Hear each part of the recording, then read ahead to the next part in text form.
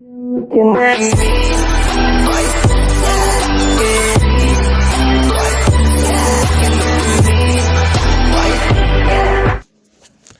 Friends. तो मेरा कुछ दिन से तबीयत ख़राब चल रहा था, इस कारण से हम क्लास नहीं ले पा रहे थे। आज से 2-3 दिन से क्लास तो हम नहीं ले पाए हैं, और कारण था यही कि हम क्लास नहीं लेने के कारण, और हमने मैसेज में भी बताया था कमेंट बॉक्स में एक लड़का को। तो वही कारण की वजह से हम क्लास नहीं ले पा रहे थे। तो अब आपका क्लास रेगुलर चलेगा, और आपको जितना से जितना जल्दी हो हम कोशिश करेंगे जल्दी कंप्लीट कर दिया जाए। लेट हो गया है सेशन इसलिए क्योंकि एग्ज़ाम आपका का है कि डेट कंफर्म है कि आपका मार्च से अप्रैल तक बीपीएससी का एग्ज़ाम, और बिहार एसआई का एग्ज़ाम भी आपका मार्च से अप्रैल एंडिंग तक हो ही जाएगा।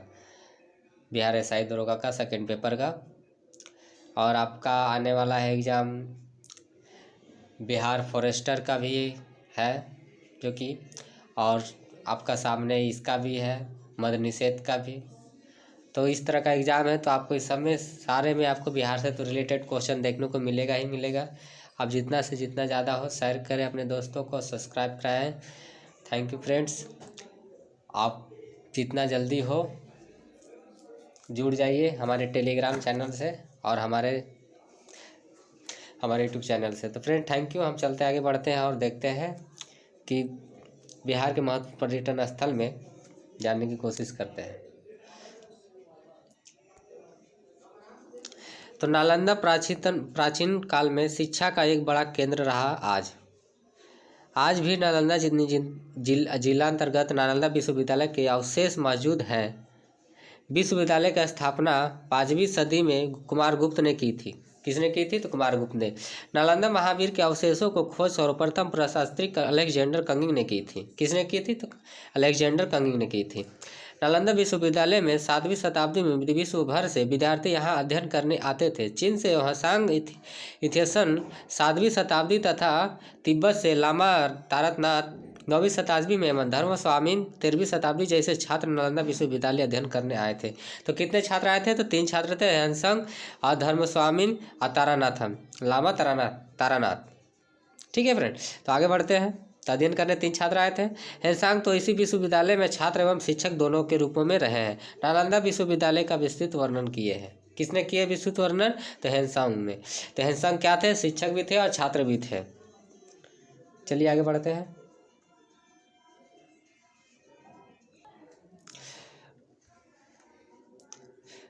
बुद्धगुप्त ने इस विश्वविद्यालय को अनुदान में दिया था। क्या दिया था? बंगाल। पाल वंश के शासक धर्मपाल ने इस महावीर को 200 गांव अनुदान में दिए थे। कितने गांव दिए थे? तो 200 गांव। हर्षवर्धन के काल में नालंदा शिक्षा का अंतर्राष्ट्रीय केंद्र बन चुका था। कौन सा काल में अंतर्राष्ट्रीय केंद्र बन चुका था? तो हर्षवर्धन के काल में। इस विश्वविद्यालय से बौद्ध धर्म के महायान दर्शन की शिक्षा दी जाती। क्या शिक्षा दी जाती? तो महायान दर्शन की शिक्षा दी जाती थी। इस विश्वविद्यालय में पढ़ने के लिए प्रवेश परीक्षा ली जाती थी। इस विश्वविद्यालय में पहले क्या होता था कि प्रवेश परीक्षा ली जाती है, जो कि इस समय भी प्रवेश परीक्षा ली जाती है। उस समय के समय से देखा जा सकता है तो कितना डेवलपमेंट था हमारा बिहार या नालंदा विश्वविद्यालय। तो फ्रेंड्स हम आगे बढ़ते हैं। तो अध्ययन अनुमति ली थी। 12 फरवरी 2007 को नालंदा में निर्मित ह्वासांग स्मृति भवन की ह्वासांग उद्घाटन समारोह में भाग लेने चीन के विदेश मंत्री चाउ सिंह नालंदा आए थे। कौन आए थे? चाउ सिंह कहाँ आए थे? तो नालंदा आए थे। कितना को? 12 फरवरी 2007 को। यूनेस्को के इस्तांबुल तुर्की विश्व विरासत समिति की बैठक जुलाई 2016 में नालंदा महावीर को विश्व विरासत स्थलों की सूची में शामिल किया गया। किस में शामिल किया गया? तो यूनेस्को के इस्तांबुल में बैठक थी, तो किस में शामिल किया गया? विश्व विरासत स्थलों में शामिल किया गया। चलिए फ्रेंड्स तो आगे देखते हैं। अब राजगीर के बारे में देखते हैं फ्रेंड्स। राजगीर नालंदा से 19 किलोमीटर दूर की स्थिति राजगीर की प्राचीन नाम गिरिजबज था। वर्तमान में यह क्षेत्र राजगीर के नाम से जाना जाता है। बिहार के नालंदा जिले के अंतर्गत आता है। यह मगध साम्राज्य की प्राचीन राजधानी थी। किसकी राजधानी थी? तो मगध साम्राज्य की प्राचीन राजधानी थी। यह महाभारत काल में जरासंध तथा मगध नरेश बिंबिसार एवं अजातशत्रु की राजधानी राजगिरी ही रही थी। कहाँ रही थी? तो राजगिरी। राजगिरी को राजा का घर कहा जाता है। यह हिंदू बौद्ध जैनियों का प्रमुख धर्म स्थल। चीनी यात्री हेनसोंग ने यहाँ की यात्रा की थी। कहाँ की यात्रा की थी? तो राजगिर की। राजगिरी 5 पहाड़ियों से घिरी हुई है। तो विपुलगिरी, रतनगिरी, उदयगिरी, सोनगिरी और भैरवगिरी नामक 5 पहाड़ियों के बीच से बसा हुआ था। यह भगवान बुद्ध का प्रिय निवास स्थान था, जो कि गृद्धकूट के नाम से जाना जाता था। क्या नाम से जाना जाता था? जो स्थान था वह गृद्धकूट के नाम से जाना जाता था। सप्तपर्णी गुफा कहाँ? राजगिरी की प्रसिद्ध स्थान है, जहाँ के अजातशत्रु के शासनकाल में 483 ईसा पूर्व में प्रथम बौद्ध संगीति का आयोजन हुआ था। कहाँ हुआ था प्रथम बौद्ध संगीति का आयोजन? तो सप्तमी गुफा। और प्रथम बौद्ध संगीति का आयोजन कहाँ हुआ था? तो अजातशत्रु के शासनकाल में 483 ईसा पूर्व में राजगिरी में। ठीक है फ्रेंड। राजगिरी में प्रत्येक तीसरे वर्ष यहाँ मलमास का मेला लगता है। यह स्थिति में भैरवगिरी पहाड़ी पर स्थित गर्म जल कुंड में स्नान एवं राजगुरु मार्ग रोपवे का मनोरंजन दृश्य पर्यटनों का आकर्षित करता है। कहाँ करता है? ये कहाँ मेला लगता है? तो राजगिरी में लगता है। कितने साल बाद लगता है? तो 3 साल बाद। ठीक है। कितना क्या लगता है? मालमास के समय में, मालमास खत्म होता है तो। ठीक है, चलिए आगे देखते हैं।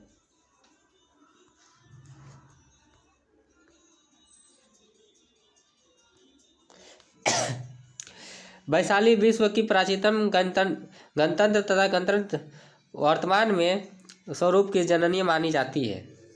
वैशाली का विकास लिच्छवियों ने किया था। यह वंशिंगक की राजधानी रही थी। किसकी राजधानी रही थी? तो वंशिंगक की राजधानी रही थी। कहाँ? तो वैशाली में। ठीक है। लिच्छवियों के नियंत्रण में गौतम बुद्ध वैशाली गए थे। अमरपाली यहाँ की राजधानी थी, जिसने महात्मा बुद्ध के प्रभाव में आकार बौद्ध धर्म स्वीकार कर लिया था। द्वितीय बौद्ध संगीति का आयोजन वैशाली में 383 ईसा पूर्व में हुआ था। अशोक स्तंभ, राजा विशाल का गढ़, मीरा जी की दरगाह, कमल वन, हरिकोटा मंदिर, भवन पोखर मंदिर, बौद्ध स्तूप आदि यहाँ के दर्शनीय स्थल है। कौन कौन स्थल है? तो यहाँ पे देख लीजिएगा। कुंडग्राम यहाँ पे क्या था फ्रेंड्स? कुंडग्राम जैन धर्म का है, 24वें तीर्थंकर थे और अंतिम तीर्थंकर माना जाता है। ठीक है, स्वामी जन्म, और इनका जन्म भी यहीं हुआ था, महावीर जी का। तो कुंडग्राम वैशाली के समीप में 540 ईसा पूर्व में जैन धर्म के 24वें एवं अंतिम तीर्थंकर महावीर स्वामी का जन्म हुआ था। ठीक है फ्रेंड। कुंडग्राम कैथलिक गणराज्य था, जो कि वांशिगन का सदस्य था। किसका सदस्य था? तो वांशिगन का सदस्य था, वाजी संघ का। ठीक है।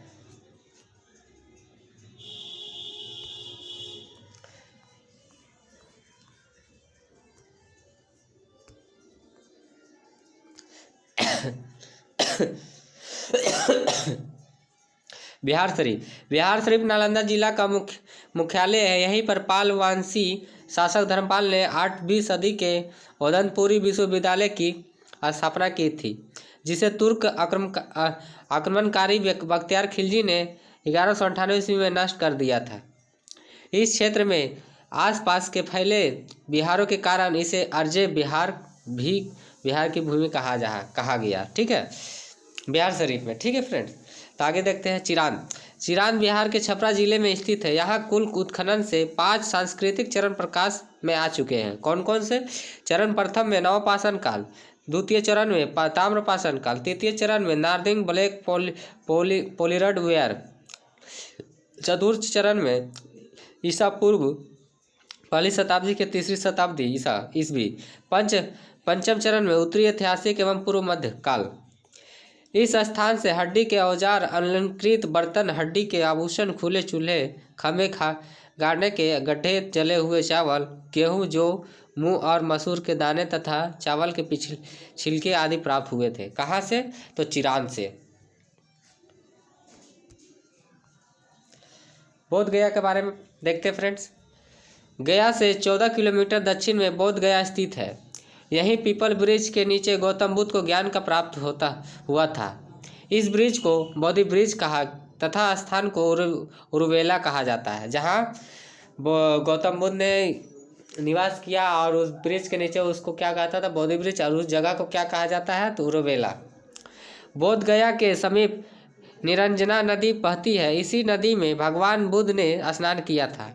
कौन किया था स्नान? तो गौतम बुद्ध। भगवान बुद्ध के जन्म के लगभग 26 वर्ष बाद यूनेस्को ने जुलाई 2002 में बोध गया स्थित महाबोधि मंदिर को विश्व विरासत घोषित किया, उसमें शामिल कर दिया गया। ठीक है। एनिमेस्लोलोचन चैत्य इसी महाबोधि मंदिर के निकट स्थित है, जहाँ ज्ञान की प्राप्ति के बाद भगवान बुद्ध एकक देखते खड़े रहे। यहीं पर एक विशाल चक्र अथवा विधि चक्र के साथ तिब्बती मठ स्थित है। कहाँ पे स्थित है तिब्बती मठ? तो विशाल धर्म चक्र तथा विधि चक्र के साथ बोध गया में। अब गया के बारे में देखते हैं। बिहार राज्य का गया शहर ऐतिहासिक और धार्मिक है। यहाँ स्थित विष्णुपाद मंदिर का निर्माण इंदौर की रानी अहिल्याबाई ने करवाया था। ठीक है। गया में कुषाण और गुप्त काल के निर्माण देखने को मिलेगा। श्रीलंका के शासन मेघवर्मन समुद्रगुप्त के समय यहाँ एक विहार का निर्माण कराया था। बंगाल के शासक शशासन ने महात्मा बुद्ध के संबंधित धार्मिक स्थलों को नष्ट कर दिया तथा बोध गया स्थित बोधि को नुकसान पहुंचाया। बराबर की पहाड़ी गया से लगभग 1 किलोमीटर दूरी पर मौर्य काल में बराबर की पहाड़ी स्थित है। इस पहाड़ी पर अशोक का अभिलेख स्थित है। तो कहाँ पे स्थित है? ये भी गया में पड़ता है, गया से 1 किलोमीटर। इन पहाड़ियों पर निवास यह बिहार आजीविका समुदाय के बिच्छुओं के लिए बनवाया था। किसके लिए बनाया गया था? तो बिच्छुओं के लिए, जिसे बिहार भी कहा जाता है। मौर्य सम्राट अशोक ने अपने राज्याभिषेक 12वें और वर्ष सुदामा गुहा आजीविकों को दान में दी थी। इन गुफा के भित्तियों की छतियों पर शीशे जैसी चमकती हुई पॉलिश देखने को मिलती है। कभी जाइएगा तो देख लीजिएगा फ्रेंड्स, देखिएगा, मनोरंजन होगा। घूमने फिरने कभी आइएगा जरूर। तो चलिए आगे बढ़ते हैं।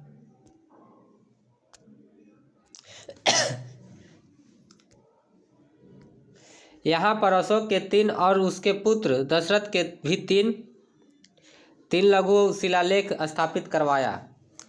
यहाँ स्थित गुफाओं में सुदामा गुफा, लोमस ऋषि की गुफा और विश्व की झोपड़ी प्रसिद्ध है। यहाँ पे गया में सोनपुर गया में देखते हैं। बिहार के गया जिले में स्थित सोनपुर में नवपाषाण युगीन साक्ष्य मिले हैं। यहीं से 400 ईसा पूर्व एक कुल्हाड़ी प्राप्त हुई है। ये इंपॉर्टेंट हो जाता है आपको बहुत ज़्यादा।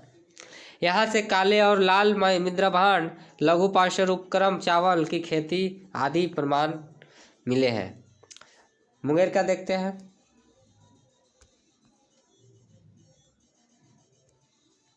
पाल वंश के शासक देवपाल ने मुंगेर को अपनी राजधानी बनाया था।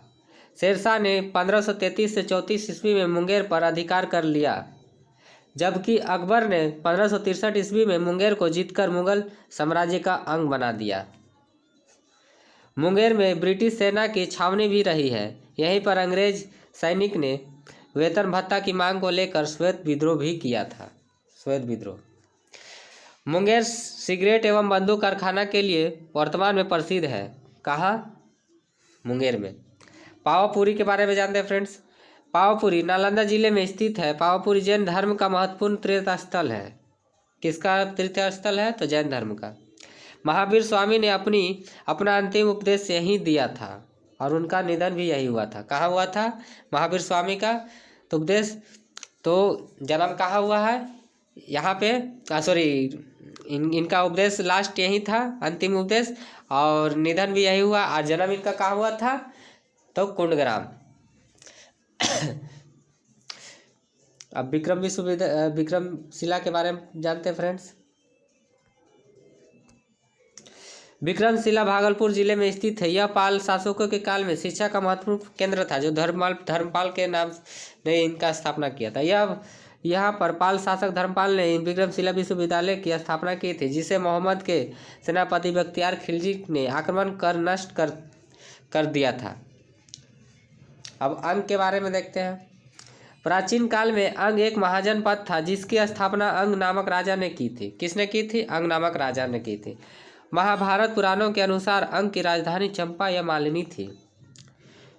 अब प्राचीन इतिहास में अंग और मगध का लंबा संघर्ष रहा है। बुद्ध स्मृति पार्क के बारे में जानते हैं, जो कि पटना के समीप पड़ता है, जो रेलवे मार्ग के पास है।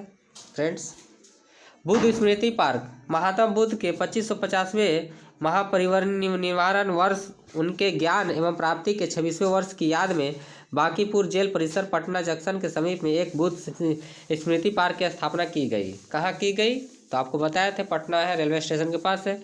या आप लोग कभी गए होंगे तो देखेंगे जरूर।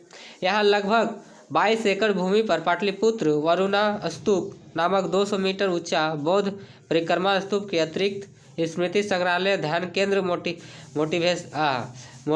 मेडिटेशन सेंटर भी स्थापित किया गया है। इस पार्क में बौद्ध धर्म के गुरु दलाई लामा द्वारा 27 मई 2010 को श्रीलंका से अनुराधपुर से बोधि वृक्ष का पौधा लगवाया गया था।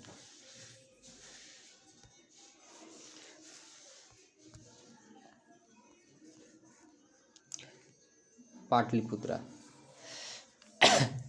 पाटलिपुत्रा प्राचीन नाम कुसुमपुर अथवा पुष्पुर था। यह मगध साम्राज्य का नंद वंश, मौर्य वंश, गुप्त राजवंश की राजधानी रहा। आजकल इसे पटना शेरशाह सूरी ने नाम परिवर्तित किया था, नाम से जाना जाता है, जो बिहार राज्य की राजधानी है। अजातशत्रु ने पाटलिपुत्र का किला बनवाया था, जबकि उसके पुत्र उदयनी पाटलिपुत्र नगर बसाया था। किसने उदयनगर बसाया था? पता है, पाटली नगर बसाया था, तो उदयनी उसके पुत्र मगध साम्राज्य की राजधानी बनाया। सेल्यूकस की यूनानी राजदूत मेगिस्तीनियस था, जो कि चंद्रगुप्त मौर्य के दरबार में भारत आया था। इसने अपनी इंडिका में पाटलिपुत्र के कुम्हार, भिकना पहाड़ी, अगम कुआं, बुलंदीबाग, कंकड़बाग तथा अन्य स्थलों का वर्णन किया। अजातशत्रु के उत्तराधिकारी उदयन ने मगध की राजधानी को राजगिरी से पाटलिपुत्र स्थानांतरित की थी। मेगिस्तीनियस ने पाटलिपुत्र को पालीब्रोथ कहा है। इसे समकालीन सूसा और एक बतना ईरान का प्रसिद्ध नगर है, ऐसे श्रेष्ठा बताया है। 250 ईसा पूर्व में मौर्य सम्राट अशोक ने पाटलिपुत्र में बौद्ध धर्मावलंबियों के पुनर्गठित करने के लिए तीसरी बौद्ध संगीति का आयोजन किया था, जिसकी अध्यक्षता में मोगलिपुत्र तीसस ने की थी।